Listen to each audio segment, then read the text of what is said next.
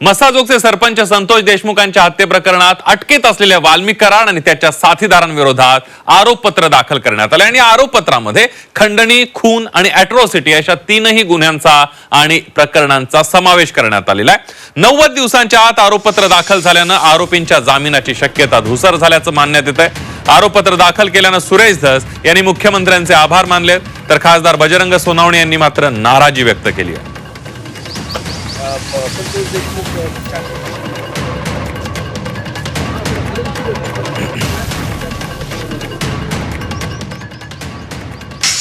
खंडणीचा गुन्हा, अॅट्रॉसिटीचा गुन्हा आणि संतोष देशमुखची हत्या या तिन्ही प्रकरणामध्ये एकत्रित कायद्याच्या अनुषंगाने आम्ही चार्जशीट आज बीडच्या न्यायालयात दाखल केलेला आहे।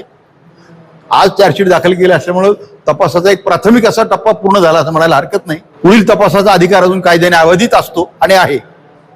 आता चार्जशीट हे जवळपास 1000 पानापेक्षा जास्त मोठ्या पानाचं असल्यामुळं त्याची प्रत घेऊन वाचल्यानंतर त्याच्यामध्ये काय आहे याच्यावर तुम्हाला बोलता येईल। आता ह्या मोमेंटला चार्जशीटमध्ये काय आहे हे याच्याबद्दल प्रतिक्रिया देणं शक्य नाही।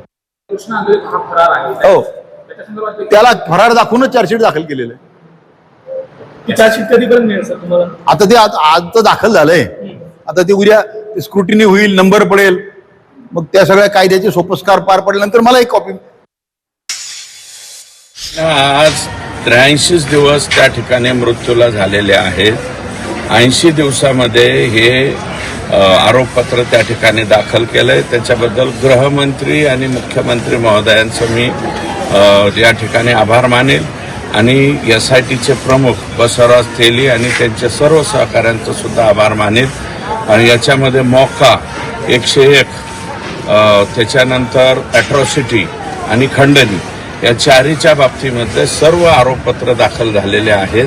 त्याच्यामुळं आता गुन्हेगारांना जर 90 दिवसाच्या पुढं चार्जशीट गेलं तर हे लोक जामिनास पात्र होतात। यांना जामिनात सुद्धा पात्र ठेवलं नाही, त्याबद्दल मुख्यमंत्र्यांचं मी मनापासून आभार मानतो। 180 दिवसाचा अवधी असताना 80 दिवसाच्या आतच हे चार्जशीट दाखल होतंय। आता एवढी घाई कशामुळे झाली मला माहित नाही।